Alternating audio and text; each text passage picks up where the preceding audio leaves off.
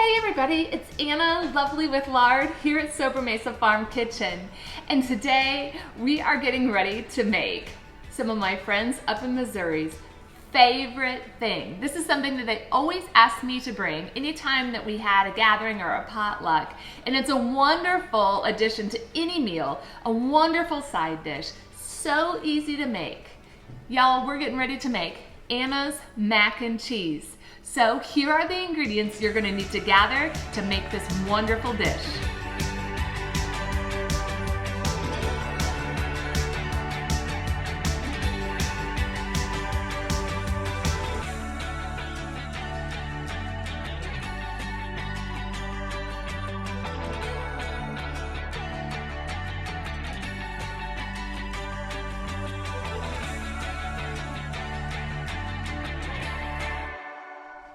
All right, so I have my mise en place here right in front of me.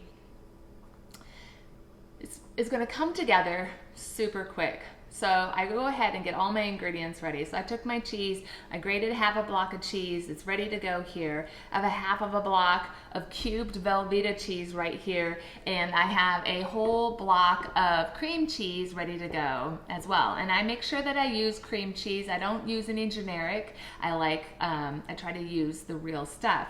And then I have my butter ready to go right here, my flour already measured out, and I have my liquid ready to go. So what we're gonna do is we're gonna come over here to the stove top.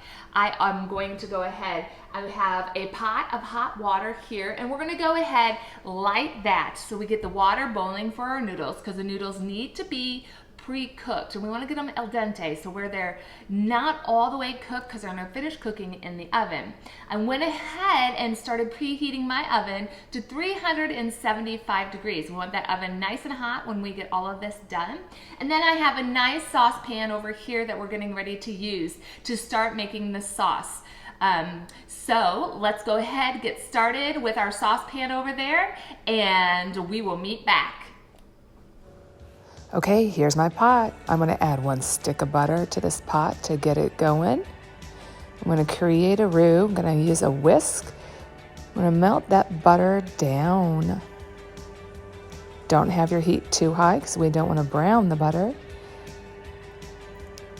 All right, to this butter, we're going to add 1/3 cup all-purpose flour in here, and we're just gonna whisk it around, creating our roux. Get all the lumps out.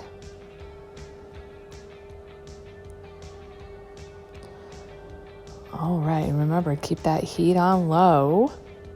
To this, we're gonna add 2 cups of whole milk, and we're gonna add a little bit at a time. Don't do it all at once. Add a little bit and then whisk. Add a little bit more and whisk it up, making sure it doesn't clump up. And once we got it nice and smooth, we're gonna add the rest of it. And then to this, we're gonna add 2 cans of chicken stock. 1 can equals about 1 3/4 cup. So we're gonna add 2 cans of the chicken stock, stir it around. And then to that, we're gonna add 1 block of softened cream cheese that I've already cubed up. We're gonna stir that around as well with our whisk. And we're just gonna let that kind of melt in. And then we're gonna go ahead and take an immersion blender to make it smooth. Whoops, I got a little bit everywhere. That's okay. We're gonna immersion blend this to get it nice and smooth. Get that cream cheese chunks kind of blended in with that milk mixture. All right, to this now we're gonna add our cubed half a block of Velveeta.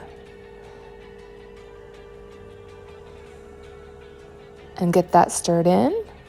And then we're going to add a half a block of cheddar and a half a block of white cheddar and get that stirred in as well.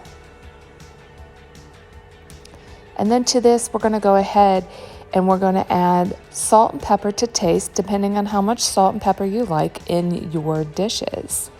I probably put in about a teaspoon of salt, half a teaspoon of pepper.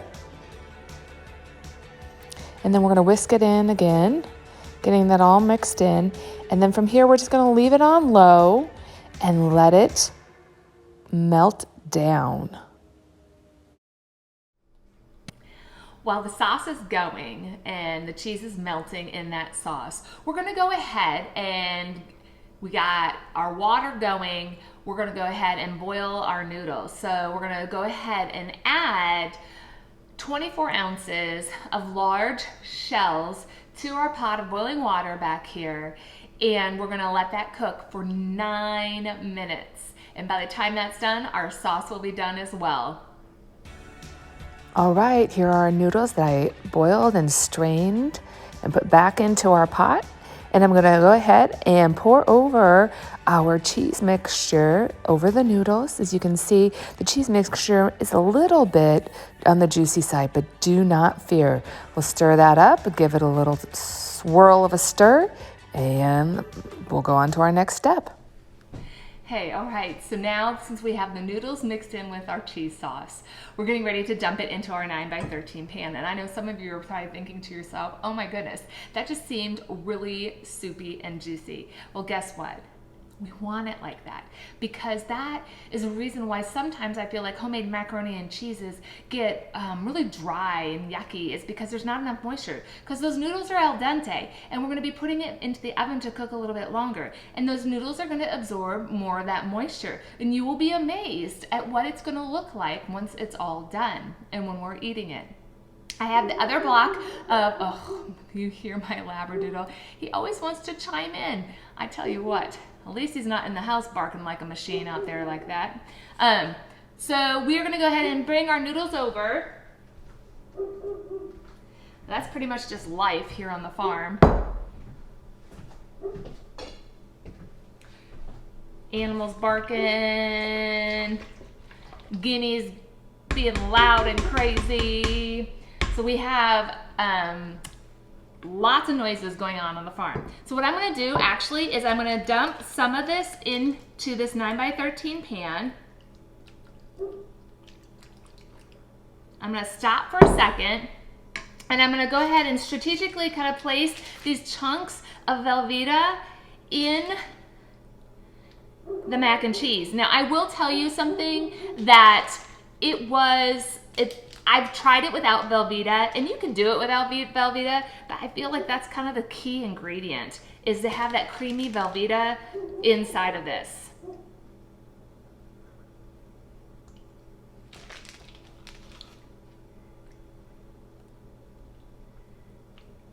All right, let's go ahead and dump the rest of this on here. And it's gonna be full.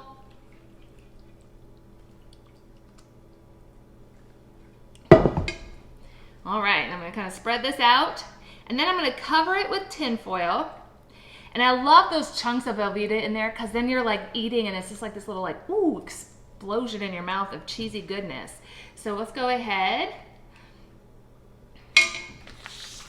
And we're gonna put the foil on this, and we're gonna go ahead and we're gonna put it in the oven just like this, and we're gonna bake it at 375 degrees for 15 minutes, okay?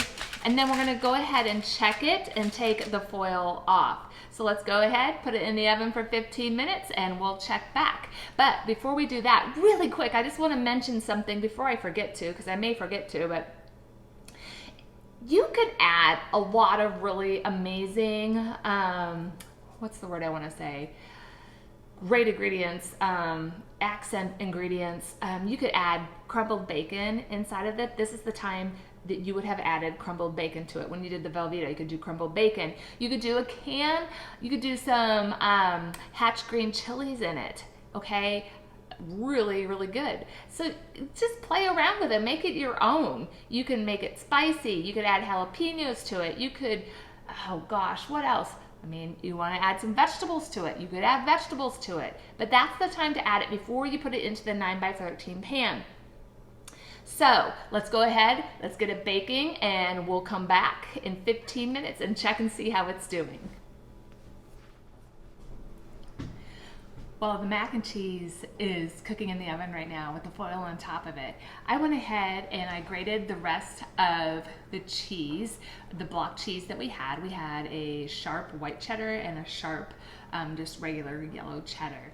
And that once we take the foil off, this is going to go on top of it. So we'll go ahead, the timer just went off.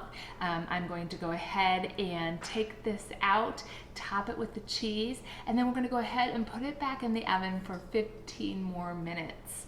Okay, so 15 and 15. So a total of 30 minutes altogether in the oven at 375. All right, we got our mac and cheese out of the oven. We're gonna go ahead and uncover it, get that foil off of it. And we're gonna go ahead, we have the other half of the yellow cheddar shredded right here. We're gonna go ahead and put all over the top of this. It's already nice and hot. And then we're gonna go ahead and add the white cheddar as well, kind of mixing it around, doing both.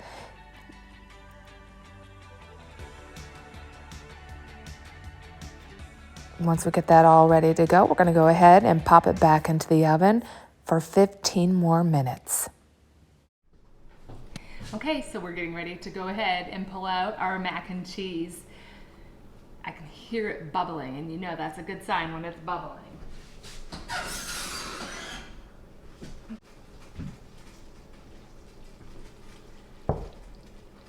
I don't know if you guys can see that. Ooey, gooey goodness. I don't know if you can hear it bubbling. I'm gonna kind of tilt it just a little bit, get a little bit closer. Look at that, amazing, so amazing. Now my old stove back here, I don't have a broil option in my oven, but in your oven at home, if you want it golden brown on top, go ahead for a minute, blast that with a little bit of the broil option on high, get that nice and golden brown on top, and there you have it, Anna's mac and cheese. Like I said earlier, you could add anything to this to make it your own, or you can keep it just the way it is. You can change around the cheeses. It's up to you. But this is what I have found to work the best. Now before you serve it, definitely let it sit for about, 10 minutes or so. So that way it kind of sets up just a little bit. But I'm gonna go ahead and get myself a little bit of this out. See this? And the steam coming off of it. Oh, y'all. I love homemade mac and cheese.